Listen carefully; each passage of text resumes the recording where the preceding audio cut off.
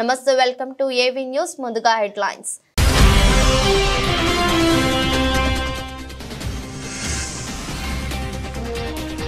గెలిస్తే మస్క్ ను కేబినెట్ లోకి తీసుకుంటా డొనాల్డ్ ట్రంప్ ఆఫర్ కు సిద్ధమైన మస్క్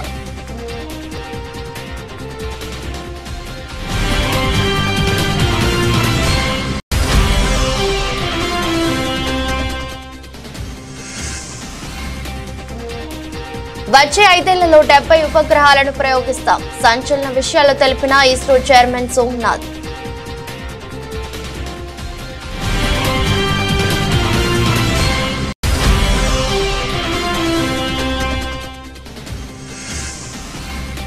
రాష్ట్ర ప్రభుత్వం ఫోన్ ట్యాపింగ్ చేయొచ్చు హైకోర్టుకు చెప్పిన కేంద్ర హోంశాఖ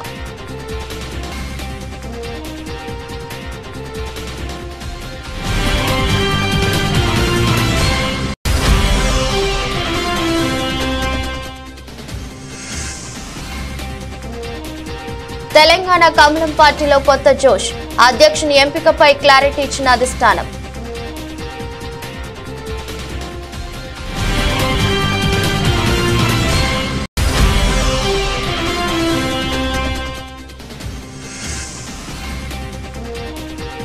రాంచీలోని ధాబాలో స్నేహితులతో కలిసి సందడి చేసిన ఎంఎస్ ధోని ఫోటో వైరల్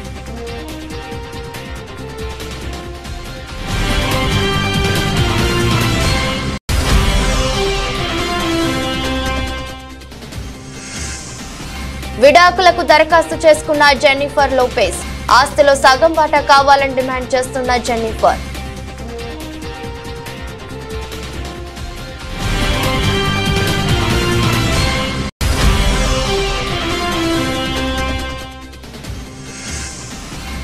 నష్టాల్లో దేశీయ స్టాక్ మార్కెట్ సూచీలు 24,686 వద్ద కొనసాగుతున్న నిఫ్టీ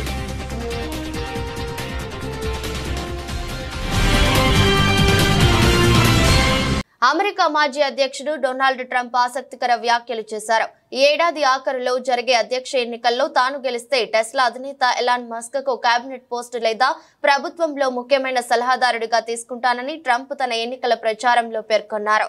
దీనిపై వెంటనే స్పందించిన మస్క్ సేవ చేయడానికి నేను సిద్ధంగా ఉన్నానని ఎక్స్ ఖాతాలో పోస్ట్ చేశారు.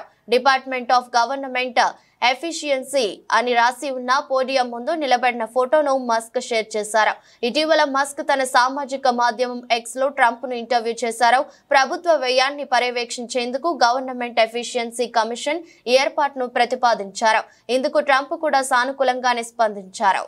రాబోయే 5 ఏళ్లలో 70 ఉపగ్రహాలను ప్రయోగించే యోచనలో ఉన్నామని భారతీయ అంతరిక్ష పరిశోధన సంస్థ ISRO chairman doctor yes Somnath వెల్లడించారు. ఇందులో చంద్రయాన్ 4, చంద్రయాన్ 5 మిషన్ సైతం ఉన్నాయని తెలిపారు. వీటి డిజైన్ ఇప్పటికే సిద్ధమైందని కేంద్రం అనుమతి కోసం చేస్తున్నామన్నారు. చంద్రయాన్ 4 లో చంద్రుడి ఉపరితలంపై నుంచి రాళ్లు, మట్టి నమూనాలను తీసుకురానున్నట్లు తెలిపారు. చంద్రుడిపై సాఫ్ట్ ల్యాండింగ్ చేయాల్సి ఉంటుందన్నారు. ఈ మిషన్ లో స్పేస్ డాకింగ్ ఓ భాగమని వివరించారు. మిషన్ లో పలు దశల్లో రాకెట్ల పలు భాగాలను నింగిలోకి పంపి ఆ తర్వాత వాటిని స్పేస్ లోనే జత చేస్తారు. ఇండియన్ స్పేస్ అసోసియేషన్ కు చెందిన all India council for technical education కార్యక్రమంలో పాల్గొన్న సందర్భంగా డాక్టర్ సోమనాథ్ మీడియాతో మాట్లాడారు. చంద్రయాన్ 3 తర్వాత చంద్రుడిపైకి ఎన్నో మిషన్లు చేపట్టనున్నట్లు తెలిపారు. 2028లో చంద్రయాన్ 4 ని ప్రయోగించనున్నట్లు తెలిపారు. 5 ఏళ్లలో ఇస్రో ప్రయోగించనున్న 70 ఉపగ్రహాల్లో దిగువ కక్షలో ఉంచే ఉపగ్రహాలు ఉన్నాయన్నారు. 4 ఉపగ్రహాలు ప్రాంతీయ నావిగేషన్ సిస్టమ్వి సైతం ఉంటాయని తెలిపారు. 10 కంపెనీలు చిన్న శాటిలైట్ లాంచ్ వెహికల్స్ నిర్మాణంలో ఆసక్తిని కనబరిచాయన్నారు. ఇందులో కొన్ని సాంకేతికత బదిలీకి బిడ్డర్లుగా ఏర్పడిన ఎంపిక చేసినట్లు తెలిపారు. 2 ఏళ్ల వ్యవధిలో ఇస్రో సాయంతో 2 SSLVలను అభివృద్ధి చేస్తారని, ఆపై చిన్న ఉపగ్రహాలను తక్కువ భూమి కక్షలోకి ప్రవేశపెట్టడానికి రాకెట్ ను ఉపయోగించే పనిలో నిమగ్నమవుతారని ఇస్రో చీఫ్ వివరించారు. కొన్ని ప్రత్యేక పరిస్థితుల్లో ఫోన్లు ట్యాపింగ్ చేసే అధికారం కేంద్ర ప్రభుత్వానికే కాకుండా రాష్ట్ర ప్రభుత్వాలకు కూడా ఉన్నదని కేంద్ర హోం మంత్రిత్వ శాఖ హైకోర్టు నివేదించింది. రాష్ట్ర ప్రభుత్వాలు ఫోన్ ట్యాపింగ్ చేసేందుకు తమ అనుమతి అవసరం లేదని తెలిపింది. గత ప్రభుత్వ హయాంలో జరిగిన ఫోన్ ట్యాపింగ్ వ్యవహారంపై పోలీసులు దాఖలు చేసిన కౌంటర్ పిటిషన్లలో కేంద్ర ప్రభుత్వ ప్రస్తావన లేదని గుర్తు చేసింది. ఫోన్ ట్యాపింగ్ కేసులో కేంద్ర ప్రభుత్వ ప్రస్తావన లేదని, కనీసం తమకు సమాచారం కూడా ఇవ్వలేదని పేర్కొంది. గత గత పాలనలో రాజకీయ ప్రత్యర్థులు, ప్రైవేటు వ్యక్తులతో పాటు హైకోర్టు న్యాయమూర్తుల ఫోన్లను ట్యాపింగ్ చేసినట్టుగా పత్రికల్లో వచ్చిన వార్తలను సుమాటోగా పరిగణించి హైకోర్టు విచారణ చేపట్టింది. ప్రధాన న్యాయమూర్తి justice Alok Aradhe, justice T Vinod Kumar తో కూడిన ధర్మాసనం మంగళవారం మరోసారి విచారించింది. కేంద్రం తరపున అదనపు సోలిసిటర్ జనరల్ నరసింహార్ శర్మ వాదనలు వినిపించారు. కేంద్ర టెలికమ్యూనికేషన్ చట్టం 23 జూన్ 2021 నుంచి అమల్లోకి వచ్చింది. దీనికి సంబంధించిన నిబంధనల రూపకల్పన జరగలేదు కాబట్టి ప్రస్తుతం టెలిగ్రాఫ్ నిబంధనలే అమల్లో ఉన్నాయి. కొత్త చట్టం ప్రకారం అనుమతి లేకుండా చట్ట విరుద్ధంగా ట్యాపింగ్ కు పాల్పడితే 3 ఏళ్ల వరకు జైలు శిక్ష లేదా 2 కోట్ల జరిమానా లేదా 2 కలిపి విధించవచ్చు. మెదక్ జిల్లా రామాయంపేట మండల కేంద్రంలో పార్లమెంట్ ఎన్నికల్లో ఎంపీగా గెలుపొందిన తర్వాత ఓటర్లకు కృతజ్ఞతలు తెలిపే విధంగా కృతజ్ఞతా సభ ఏర్పాటు చేశారు. సమావేశాన్ని జ్యోతి ప్రజ్వలన చేసి ప్రారంభించారు. ఎంపీగా గెలుపొందిన రఘునందన్ రావు రామాయంపేట రావడంతో ఆయనను కార్యకర్తలు, నాయకులు, అభిమానులు శాలువాలతో ఘనంగా సన్మానించారు. అక్కన్నపేట మాజీ సర్పంచ్ మహేశ్వరి, సిద్దరాములు రాఖీ కట్టి శుభాకాంక్షలు తెలిపారు. నిజాంపేట మండలానికి చెందిన 50 మంది కాంగ్రెస్ పార్టీ కార్యకర్తలు బీజేపీలో చేరడంతో వారికి ఆయన పార్టీ కండువా కప్పి పార్టీలోకి ఆహ్వానించారు. సంగారెడ్డి నుండి ఎలుకత్తురి పోయే రోడ్డు రామాయంపేట ఊర్లో నుండి వెళ్లాలని పలువురు వ్యాపార వాణిజ్య సంస్థల ప్రతినిధులు ఎంపీ రఘునందన్ రావుకు వినతి పత్రం అందజేశారు. మెదక్ ఎంపీ రఘునందన్ రావు మాట్లాడుతూ కాంగ్రెస్ ప్రభుత్వం అధికారంలోకి వచ్చి 8 నెలలు గడిచినా రైతు బంధు ఇప్పటికీ ఎవరికి వేయలేదని, రైతులకు 2 లక్షల రూపాయల రుణమాఫీ జరిగే వరకు బీజేపీ పక్షాన పోరాడుతాం, కార్యకర్తల నమ్మకాన్ని వమ్ము చేయకుండా రానున్న ఎన్నికల్లో వార్డు సభ్యుల నుండి మొదలుకొని జెడ్పీటీసీ వరకు బీజేపీ అభ్యర్థులను గెలిపించే బాధ్యత నాదని ఆయన కార్యకర్తలకు భరోసానిచ్చారు.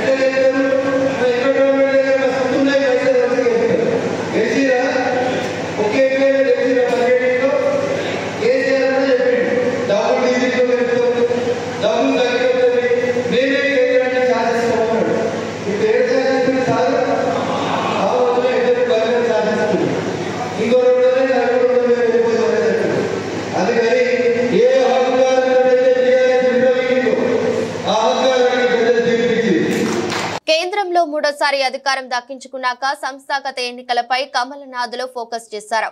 కమలం పార్టీలో సంస్థాగత సంగ్రామానికి స్వరం సిద్ధమైంది. దేశమంతా సభ్యత్వ నమోదు కార్యక్రమంతో దీన్ని ప్రారంభించబోతున్నారు. ఇప్పటికే బీజేపీ సభ్యత్వ నమోదు అభియాన్ పై ఢిల్లీలో వర్క్ షాప్ జరిగింది. సభ్యత్వ నమోదుపై ట్రైనింగ్ ఇచ్చారు. సభ్యత్వ నమోదు విధి విధానాలు పార్టీ నాయకత్వం ప్రకటించింది. బుధవారం తెలంగాణ రాష్ట్ర పార్టీ ఆధ్వర్యంలో వర్క్ షాప్ జరగబోతోంది. సభ్యత్వ నమోదుకు సంబంధించి తెలంగాణలో 12 మందితో ఓ కమిటీని కూడా నియమించారు. ఇందులో బీజేపీ రాష్ట్ర అధ్యక్షుడు కిషన్ రెడ్డి, పార్టీ ప్రధాన కార్యదర్శులతో పాటు పార్టీ ముఖ్య నేతలు ఉన్నారు. తెలంగాణలో మెంబర్షిప్ డ్రైవ్ ను పెద్ద ఎత్తున నిర్వహించి సంస్థాగత కమిటీలను ఎన్నికలు నిర్వహించనున్నారు. బుధవారం సికింద్రాబాద్ క్లాసిక్ గార్డెన్ లో జరిగే వర్క్ షాప్ తో ప్రతి జిల్లాకు మెంబర్షిప్ కి సంబంధించిన ఓ ప్రముఖ, 2 సహా ప్రముఖులను పార్టీ నియమించనుంది. మెంబర్షిప్ డ్రైవ్ లో ఫస్ట్ పేజ్ ను సెప్టెంబర్ 1వ తేదీ నుంచి ప్రారంభించే అవకాశం ఉంది. సెప్టెంబర్ 1 నుండి సెప్టెంబర్ 25 వరకు మొదటి విడత, అక్టోబర్ 1 నుండి అక్టోబర్ 15 వరకు రెండో విడత సభ్యత్వ నమోదు నిర్వహించేందుకు ఏర్పాట్లు చేస్తున్నారు. ఇక క్రియాశీల సభ్యత్వం నమోదును అక్టోబర్ 16 నుంచి అక్టోబర్ 31 వరకు ఉండే ఛాన్స్ ఉంది. నవంబర్ 1 నుంచి నవంబర్ 10 వరకు ప్రాథమిక క్రియాశీల సభ్యత్వం రిజిస్టర్ తయారు చేస్తారు. ఈసారి తెలంగాణలో దాదాపు 50 లక్షల సభ్యత్వం టార్గెట్ గా బీజేపీ ముందుకు వెళ్తోంది. మెంబర్షిప్ డ్రైవ్ తర్వాత సంస్థాగత ఎన్నికల ప్రక్రియ ప్రారంభం కానుంది. కింది స్థాయి నుంచి పార్టీ అంతర్గత ఎన్నికలు జరగనున్నాయి. బూత్ కమిటీ అధ్యక్షులు ఎన్నిక మొదట జరుగుతుంది. తర్వాత మండల కమిటీ, జిల్లా కమిటీ అధ్యక్షుల ఎన్నిక వరుస క్రమంలో నిర్వహిస్తారు. ఆపై రాష్ట్ర అధ్యక్షుడి ఎన్నిక డిసెంబర్లో జరిగే అవకాశం కనిపిస్తోంది. దేశంలో సగానికి పైగా రాష్ట్రాల్లో బీజేపీ రాష్ట్ర అధ్యక్షుని ఎన్నిక పూర్తయితే జాతీయ అధ్యక్ష ఎన్నిక జరుగుతుందని పార్టీ వర్గాలు చెబుతున్నాయి. ఎన్నికలు ఉన్న రాష్ట్రాలకు నేరుగానే అధ్యక్షులు ఎంపిక చేస్తున్న కమల అధినాయకత్వం మిగిలిన రాష్ట్రాలకు తొందరపడకుండా ఎన్నిక ప్రక్రియ ద్వారానే అధ్యక్షుల ఎంపిక పూర్తి చేసే యోచనలో ఉన్నట్లు తెలుస్తోంది. లోక్సభ ఎన్నికల తర్వాత బీజేపీ రాష్ట్ర అధ్యక్షుడి కిషన్ రెడ్డి రెండోసారి కేంద్ర మంత్రి కావడంతో ఆయన ప్లేస్ లో కొత్త అధ్యక్షుడు వస్తారని జోరుగా ప్రచారం సాగుతోంది. పలువురి పేర్లు కూడా రేసులో ముందున్నాయని, మరికొంతమంది పేర్లు కన్ఫర్మ్ అయ్యాయని వార్తలు చక్కర్లు కొట్టాయి. అవే పేర్లతో సంస్థాగత ఎన్నికల్లోనే కొత్త అధ్యక్షుని ఎన్నిక ఉంటుందని పార్టీ నేతలు అంటున్నారు. ప్రస్తుతం మెంబర్షిప్ డ్రైవ్ తో బిజీ షెడ్యూల్ లోకి బీజేపీ వెళ్లబోతోంది. ఐపీఎల్ 2025లో మహేంద్ర సింగ్ ధోని ఆడతారా? రిటైర్మెంట్ ప్రకటిస్తారా? ప్రస్తుతం క్రికెట్ వర్గాల్లో ఈ అంశం హాట్ టాపిక్ గా మారింది. 42 ఏళ్ల ధోని ఐపీఎల్లో చెన్నై సూపర్ కింగ్స్ జట్టు తరపున ఆడుతున్నారు. 2024లో సిఎస్కే కెప్టెన్సీ బాధ్యతల నుంచి తప్పుకొని రుతురాజ్ గైక్వాడ్ కు జట్టు బాధ్యతలు అప్పగించారు. కేవలం వికెట్ కీపర్, బ్యాటర్ గానే ధోని బరిలోకి దిగారు. మోకాలి నొప్పితో బాధపడుతున్న ధోని 2025 సీజన్ నాటికి రిటైర్మెంట్ ప్రకటిస్తాడన్న చర్చ జరుగుతోంది. అయితే 2025 ఐపీఎల్లో ధోనిని సిఎస్కే జట్టు అన్క్యాప్డ్ ప్లేయర్ గా ఉంచుకోవచ్చని వార్తలు వినిపిస్తున్నాయి. మరోవైపు టీమిండియాకు రిటైర్మెంట్ ప్రకటించిన తర్వాత ధోని తన వ్యాపార కార్యకలాపాల్లో బిజీగా ఉంటున్నారు. ఇటీవల తన స్వస్థలమైన రాంచీ, జార్ఖండ్ లో వీలు చిక్కినప్పుడల్లా అతని కుటుంబ సభ్యులు, స్నేహితులతో సమయాన్ని గడుపుతున్నారు. గత ఆదివారం రాంచీలోని స్థానిక ధాబాలో తన క్లోజ్ ఫ్రెండ్స్ తో కలిసి ధోని లంచ్ చేశారు. ధాబా వద్ద ఓపెన్ ప్లేస్ లో పెద్ద డైనింగ్ టేబుల్ మీద స్నేహితులతో కలిసి ధోని భోజనం చేస్తున్న ఫోటో సోషల్ మీడియాలో వైరల్ అవుతోంది. ఈ ఫోటోపై నెటిజన్లు తమదైన శైలిలో ధోని పట్ల ప్రేమను చాటుకుంటూ ప్రశంసలు జల్లు కురిపిస్తున్నారు. హాలీవుడ్ నటుడు బెన్ అఫ్లెక్ నుంచి విడాకులు తీసుకునేందుకు జెన్నిఫర్ లోపెజ్ దరఖాస్తు చేసుకుంది. 2 ఏళ్ల వివాహ బంధానికి ఆ ఇద్దరు బ్రేకప్ చెప్పేస్తున్నారు. లాస్ ఏంజల్స్ కౌంటీ కోర్టులో మంగళవారం జెన్నిఫర్ లోపెజ్ డైవర్స్ ఫైల్ చేసింది. 2022లో ఆ ఇద్దరు లాస్ వేగాస్ లో పెళ్లి చేసుకున్నారు. ఆ తర్వాత జార్జియాలో భారీ విందును ఏర్పాటు చేశారు. వాస్తవానికి ఇద్దరి మధ్య 2002లోనే పరిచయం జరిగింది. ఆ సమయంలో ఒకటవ్వాలని నిర్ణయించారు. కానీ 2 దశాబ్దాల తర్వాత వాళ్ళు పెళ్లి చేసుకున్నారు. లాస్ ఏంజల్స్ కోర్టు డాక్యుమెంట్ల ప్రకారం లోపెజ్, అఫ్లెక్ ఇద్దరు తమ ఆర్థిక సమాచారాన్ని వెల్లడించాల్సి ఉంటుంది. ప్రస్తుత ఆదాయం, ఖర్చులు, ప్రాపర్టీలు, రుణాలు ఏమున్నాయో చెప్పాల్సి ఉంటుంది. తుది ఒప్పందం జరిగే వరకు ఇద్దరు తమ ఆర్థిక వివరాలను బహిర్గతం చేయాల్సి ఉంటుందని కోర్టు డాక్యుమెంట్లు పేర్కొన్నాయి. 60 రోజుల్లో లోపెజ్ తన ఆదాయ, ఆర్థిక వివరాలను వెల్లడించాలి. ఆ తర్వాత మరో 60 రోజుల్లో అఫ్లెక్ కూడా తన ఆర్థిక వివరాలు తెలపాల్సి ఉంటుంది. ఒకవేళ తమ ఆర్థిక వివరాలు తెలపకపోతే అప్పుడు కోర్టు ఈ కేసులో జోక్యం చేసుకుంటుంది. గత కొన్ని నెలల నుంచి ఆ ఇద్దరి మధ్య రిలేషన్ సరిగా లేదు. పాప్ స్టార్ జెన్నిఫర్ లోపెజ్ భారీ స్థాయిలో భరణం డిమాండ్ చేస్తున్నట్లు తెలుస్తోంది. నటుడు బెన్ అఫ్లెక్ కు చెందిన $150 మిలియన్ల ఆస్తిలో సగం వాటా కావాలని జెన్నిఫర్ డిమాండ్ చేయనున్నట్లు స్పష్టమవుతోంది. రేడార్ ఆన్లైన్ అనే వెబ్ పోర్టల్ దీనికి సంబంధించిన కథనాన్ని ఇటీవల రాసింది. దేశీయ స్టాక్ మార్కెట్ సూచీలు బుధవారం స్వల్ప నష్టాలతో ప్రారంభమయ్యాయి. అంతర్జాతీయ మార్కెట్లలోని ప్రతికూల సంకేతాలు మన మార్కెట్లను ప్రభావితం చేస్తున్నాయి. ఉదయం 9:26 సమయంలో సెన్సెక్స్ 81 పాయింట్లు నష్టపోయి 80,721 వద్ద కొనసాగుతోంది. నిఫ్టీ 12 పాయింట్లు కుంగి 24,686 వద్ద ట్రేడ్ అవుతుంది. డాలర్తో పోలిస్తే రూపాయి మారకం విలువ 83.81 వద్ద ప్రారంభమైంది.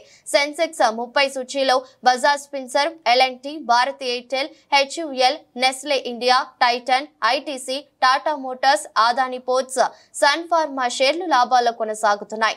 UltraTech Cements, Tech Mahindra, HDFC Bank, HCL Tech, ICICI Bank, Asian Paints, Tata Steel, Kotak Mahindra Bank, Infosys, TCS, M&M షేర్లు నష్టాల్లో ట్రేడ్ అవుతున్నాయి. వరుస లాభాల నుంచి అమెరికా మార్కెట్లు మంగళవారం విరామం తీసుకున్నాయి. అక్కడి ప్రధాన సూచీలు నష్టాలతో ముగిశాయి. నేడు ఆసియా పసిఫిక్ సూచీలు అదే బాటలో పయనిస్తున్నాయి. అంతర్జాతీయ మార్కెట్లో బ్యారెల్ బ్రెంట్ చమురు ధర $77.09 వద్ద కొనసాగుతుంది. విదేశీ సంస్థాగత మదుపర్లు మంగళవారం నికరంగా 1,457 కోట్ల విలువ చేసే షేర్లను విక్రయించారు. దేశీయ సంస్థాగత మదుపర్లు 2,252 కోట్ల వాటాలను కొనుగోలు చేశారు. రాష్ట్ర ప్రభుత్వం తీసుకువస్తున్న నూతన ఇంధన పాలసీపై ముఖ్యమంత్రి చంద్రబాబు సమీక్ష చేశారు. సచివాలయంలో జరిగిన ఈ సమీక్షలో ఇంటిగ్రేటెడ్ క్లీన్ ఎనర్జీ పాలసీ 2024పై రివ్యూ చేశారు. కొత్త పాలసీపై అధికారులకు ముఖ్యమంత్రి దిశానిర్దేశం చేశారు. సంప్రదాయేతర విద్యుత్ ఉత్పత్తికి రాష్ట్రంలో అనేక అవకాశాలు ఉన్నాయని, వాటిని సద్వినియోగం చేసుకుంటే దేశంలోని సంప్రదాయేతర విద్యుత్ ఉత్పత్తికి ఏపీ అతిపెద్ద కేంద్రం అవుతుందని సీఎం రెన్యూవబుల్ ఎనర్జీలో 2014-19 మధ్య కాలంలో దేశంలోని టాప్ లో ఉన్న ఏపీ 2019 తర్వాత వచ్చిన ప్రభుత్వ విధానాలతో సంక్షోభంలోకి వెళ్లిపోయిందని సీఎం తెలిపారు. రాష్ట్రంలో solar, wind, pumped storage energy, bio ఎనర్జీకి ఉన్న అన్ని అవకాశాలను అందిపుచ్చుకొని ముందుకు సాగేలా కొత్త పాలసీ ఉండాలని సూచించారు.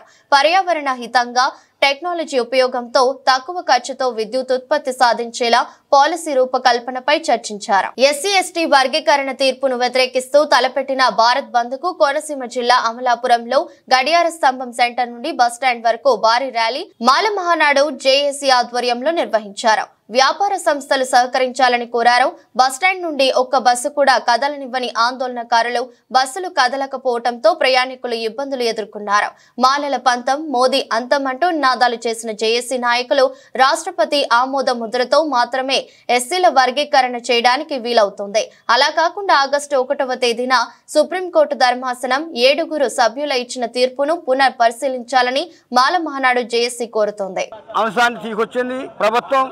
దాని మీద మేము మరి 1990 నుంచి కూడా పివి రావు గారి మాలమహాడు ఉద్యమాన్ని నడిపి ఈ ఉద్యమాన్ని ఈ రాష్ట్ర వ్యాప్తంగా ఘన విజయం సుప్రీంకోర్టులో చేయడం వచ్చింది.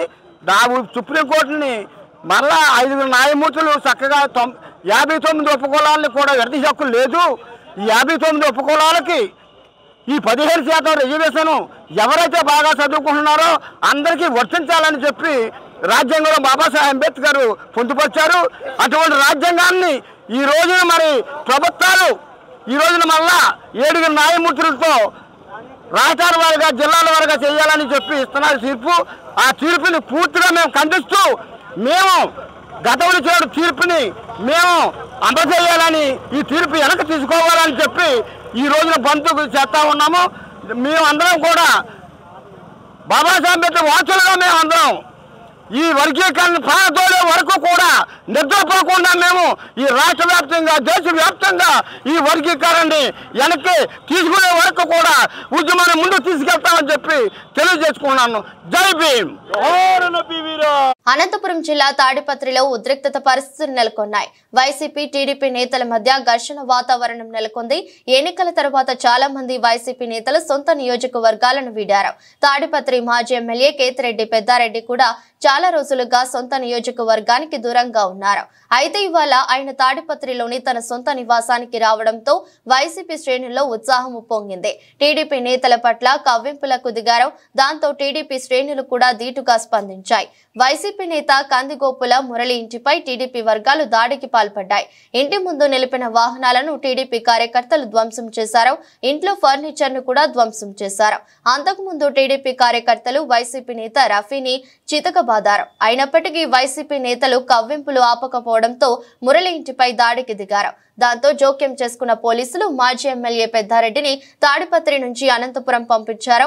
తాను కొన్ని డాక్యుమెంట్ల కోసం తాడిపత్రి నివాసానికి వచ్చానని పెద్దారెడ్డి వెల్లడించారు. తెలంగాణలో శాంతి భద్రతలు కాపాడడంలో పోలీసులు నిరంతరం కృషి చేస్తున్నారని డీజీపీ జితేందర్ అన్నారు. కరీంనగర్ కమిషనరేట్ లో రాష్ట్ర డీజీపీ జితేంద్ర కరీంనగర్, సిరిసిల్ల, జగిత్యాల పోలీసు అధికారులతో సమావేశమయ్యారు. ఈ సందర్భంగా డీజీపీ మీడియాతో మాట్లాడారు. ట్రాఫిక్ నియంత్రణకై తగు చర్యలు తీసుకుంటూనే అక్రమ ఇసుక రవాణా, సైబర్ నేరాలు, డ్రగ్స్ కంట్రోల్, గంజాయి అక్రమ రవాణా సరఫరాపై నిరంతరం నిఘా ఉంటుందని తెలిపారు. Drunk and drive, minor driving, number plates లేని వాహనాలను పట్టుకోవడంపై స్పెషల్ డ్రైవ్లు నిర్వహిస్తూ ప్రతి వాహనదారు ట్రాఫిక్ రూల్స్ ని ఖచ్చితంగా పాటించేలా అనేక చర్యలు చేపడుతున్నట్టు తెలిపారు. ఈ సమావేశంలో Karimnagar range IG Chandrashekar, Karimnagar CP Abhishek Mahanti, Jagtial SP Ashok Kumar, Rajanna Sircilla SP Akhil Mahajan, police అధికారి శేషాద్రిని రెడ్డి తదితరులు పాల్గొన్నారు. Good evening everyone. ఈరోజు నేను లాస్ట్ మంత్ ఛార్జ్ తీసుకున్నాను. సో దానికోసం నేను ప్రతి యూనిట్స్కి విజిట్ చేస్తున్నాను. అండర్ విజిట్స్ నేను ఈరోజు కరీంనగర్కి వచ్చాను. సో కరీంనగర్ సిపి గారు, సిరిసిల్ల ఎస్పీ గారు, జగిత్యాల ఎస్పీ గారు, తర్వాత నాతో పాటు ఐజీ మల్టీజోన్ గారు కూడా వచ్చారు. మార్నింగ్ నుంచి మేము ప్రతి ఒక్క ఇన్స్పెక్టర్తో మాట్లాడాను. వారికి ఏమి ఇష్యూస్ ఉన్నాయి, ప్రతి సర్కిల్లో, ప్రతి పోలీస్ స్టేషన్లో ఏమి ఇష్యూస్ ఉన్నాయి, తర్వాత సబ్ డివిజన్లో ఏమి ఇష్యూస్ ఉన్నాయి, తర్వాత జిల్లాలో ఏమి ఇష్యూస్ ఉన్నాయి, అందరితో మాట్లాడటం జరిగింది. సో అందరికీ ప్రతి విషయంలో డిస్కషన్ జరిగింది. Whether it is law and order or property offences, general situation, communal situation, or ఇది మన property offences, other property offences, తర్వాత issues of other importance like farmers issues, all issues మీద డిస్కషన్ చేయటం జరిగింది. So I'm very happy that all the officers doing very well and I requested them to continue their good efforts and get good name for the police department. The issues mida etla number of accidents kuda etla tagginchali dantlo kuda review cheytam jarigindi. Andartho jara detailed discussion. So I requested all the officers to be in touch with the engineering department, municipal department, and regularly they should hold meetings with collectors and other line departments. వ్యవసాయ మోటార్లే లక్ష్యంగా చోరీకి పాల్పడుతున్న 6 సభ్యుల దొంగల ముఠాను అదుపులోకి తీసుకున్నారు డోర్నకల్ పోలీసులు. మహబూబాబాద్ జిల్లా డోర్నకల్ పరిసర ప్రాంతాల్లో వ్యవసాయ బావుల వద్ద మోటార్లను దొంగలిస్తూ సొమ్ము చేసుకుంటున్న 10 మంది దొంగల ముఠాలో 6 పట్టుకున్నామని, వారి వద్ద నుంచి 19 వ్యవసాయ మోటార్లు, 2 స్కూటీలు, ఒక అశోక లేలాండ్ వాహనాన్ని స్వాధీనం చేసుకున్నట్టు జిల్లా ఎస్పీ సుధీర్ రామ్నాథ్ కేకెన్ తెలిపారు. వాహన తనిఖీల ద్వారా దొంగల ముఠాను పట్టుకున్నట్టు తెలిపారు. వీరు ఖమ్మంలోని ఓ మహిళా వ్యాపారస్తురాలి దగ్గర అమ్ముతున్నట్టు విచారణలో వెల్లడించినట్టు పేర్కొన్నారు. 10 మంది సభ్యుల ముఠాలో 6 పట్టుకున్నామని, మరో 4 పరారీలో ఉన్నట్లు ఎస్పీ తెలిపారు. సుమారు 4,54,000 రూపాయల విలువైన వస్తువులను స్వాధీనం చేసుకున్నట్టు వివరించారు.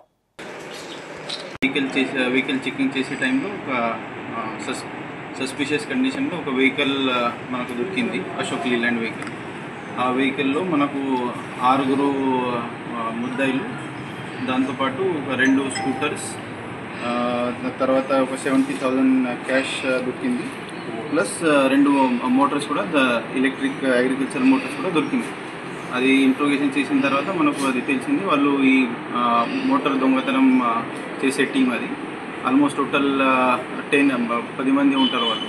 సో దాంట్లో కొంతమంది డే టైంలో అది స్కూటర్ వాడి మొత్తం ఏరియాలో ఎక్కడెక్కడ ఎట్లాంటి మోటార్స్ ఉన్నాయి అది వాళ్ళు రెక్కిచ్చేసి నైట్ టైంలో ఈ అశోక్ లేలాండ్ ఒక ట్రాలీ లాగా ఉంటుంది, దాంట్లో అది దొంగతనం చేసి దాంట్లో పెట్టి ఇది ట్రాన్స్పోర్ట్ చేసేవాళ్ళు. సో అట్లాంటిది డే టైం రెక్కిచ్చేసి నైట్ టైం దొంగతనం చేసే టీం మ్యాక్సిమం వాళ్ళు ఖమ్మం డిస్ట్రిక్ట్ సంబంధించి ఉన్నారు. ఇప్పుడు మనకు వాళ్ళకు ఇంట్రోగేషన్ చేసిన తర్వాత వాళ్ళు కొన్ని ఆఫెన్సెస్ కూడా కన్ఫ్యూజ్ చేయడం జరిగింది. ఆల్మోస్ట్ 19 కేసెస్లో వాళ్ళది ఇన్వాల్వ్మెంట్ ఉంది. దాంట్లో ఇప్పటివరకు మనకు టోటల్ 19 మోటార్స్ రికవరీ అయింది. 19 మోటార్స్లో మన మహబూబాద్ డిస్ట్రిక్ట్ సంబంధించి ఆల్మోస్ట్ ఒక 10 కేసెస్ ఉన్నాయి. ఖమ్మం డిస్ట్రిక్ట్ సంబంధించి ఒక 9 కేసెస్ ఉన్నాయి. సో ఈ వెహికల్ అంటే ఈ మోటార్స్ ప్లస్ క్యాష్ మనకు తెలిస్తే టోటల్ 4,54,000 వర్త్ ప్రాపర్టీ రికవర్ అయింది. ఓడ దాటే వరకు ఓడమల్లన్న, ఓడ దాటిన తర్వాత బోడమల్లన్న అన్నట్టు కాంగ్రెస్ ప్రభుత్వం వ్యవహరిస్తోందని బీఆర్ఎస్ పార్టీ పెద్దపల్లి జిల్లా అధ్యక్షులు మాజీ ఎమ్మెల్యే కోరుకంటి చందర్ అన్నారు. పెద్దపల్లి జిల్లా గోదావరి కని బీఆర్ఎస్ పార్టీ కార్యాలయంలో ఏర్పాటు చేసిన మీడియా సమావేశంలో మాట్లాడుతూ ఎన్నికల సమయంలో కాంగ్రెస్ ప్రభుత్వం అందరికీ రుణమాఫీ చేస్తామని చెప్పి 40% మాత్రమే రుణమాఫీ చేసి రైతుల గుండెల్లో గుణపాలు దింపిందని మండిపడ్డారు. BRS party working president KTR పిలుపు మేరకు తెలంగాణ వ్యాప్తంగా నియోజకవర్గ మండల కేంద్రంలో ధర్నాలను చేపట్టినట్టు తెలిపారు. ఓడ దాటేదాకా ఓడమల్లప్ప, ఒడ్డు దాటిన తర్వాత బోడమల్లప్ప అనేటువంటి చందంగా ఇలా కాంగ్రెస్ ప్రభుత్వం ఎన్నికల సమయంలో అందరికీ రుణమాఫీ చేస్తామని మాట్లాడి ఈరోజు 40% మాత్రమే రుణమాఫీ చేసి ఇలా రైతుల గుండెల్లో గుణపాలు దించినటువంటి రేవంత్ రెడ్డి ప్రభుత్వానికి బుద్ధి చెప్పాల్సినటువంటి సందర్భం వచ్చింది. ఈరోజు బీఆర్ఎస్ పార్టీ తెలంగాణ వ్యాప్తంగా గౌరవనీయులు BRS party working president KT Rama Rao అన్న గారి పిలుపు మేరకు పెద్దపల్లి జిల్లా వ్యాప్తంగా ఈ యొక్క 22వ తారీఖు నాడు ఎలాంటి ఆంక్షలు లేకుండా రుణమాఫీ చేయాలని రైతుల పక్షాన డిమాండ్ చేస్తూ నియోజకవర్గ కేంద్రాలలో, మండల కేంద్రాలలో ధర్నాలను ఏర్పాటు చేయడం జరిగింది. ఈ యొక్క ధర్నాలను విజయవంతం చేయడం కోసం రైతన్నులందరూ కూడా కదలి రావాలి, కదం తొక్కాలి.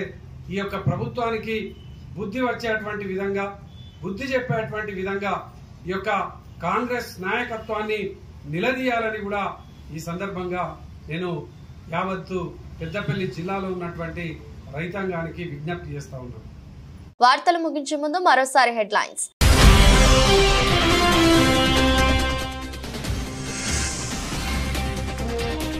గెలిస్తే మాస్క్ ను కేబినెట్ లోకి తీసుకుంటా, డొనాల్డ్ ట్రంప్ ఆఫర్ కు సిద్ధమైన మస్క్.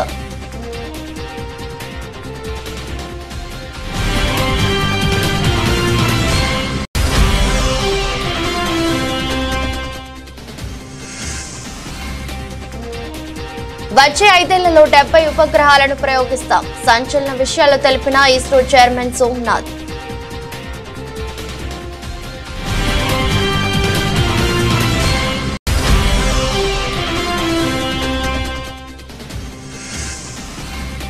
రాష్ట్ర ప్రభుత్వం ఫోన్ ట్యాపింగ్ చేయొచ్చు, హైకోర్టుకు చెప్పిన కేంద్ర హోంశాఖ.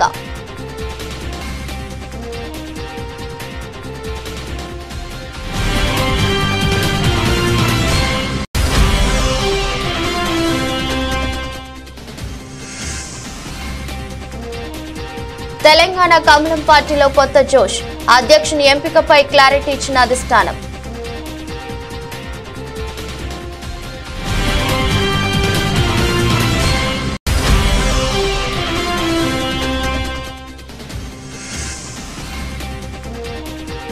రాంచీలోని దాబాలో స్నేహితులతో కలిసి సందడి చేసిన ఎంఎస్ ధోని, ఫోటో వైరల్.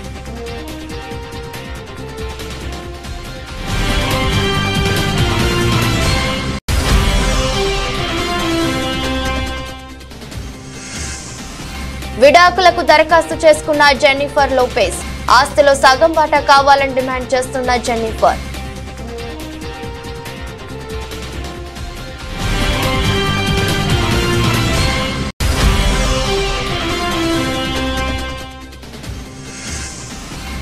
నష్టాల్లో దేశీయ స్టాక్ మార్కెట్ సూచీలు 24,686 వద్ద కొనసాగుతున్న నిఫ్టీ.